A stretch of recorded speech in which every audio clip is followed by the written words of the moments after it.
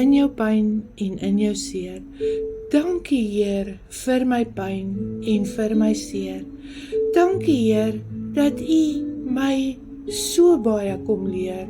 In my donkerste nag en my natste traan, weet ek, U sal my nooit alleen laat bly staan.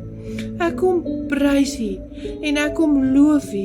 Ek kom skuil in U, die Allerhoogste se skadu. Lofprysing, so kan jy maar nou luister, is soos die beste salf en pleister. In jou pynlikste pyn en seerste seer, kan jy my uit jou hart kom vereer. Want dan is ek so onbeskryflik na aan jou. Met jou hele hart kan jy op my vertrou. Ek trek jou styf teen my hart. Ek bring 'n einde aan jou smart. Ek laat jou my hartklop hoor. Ek leer jou om nooit, ooit moed te verloor.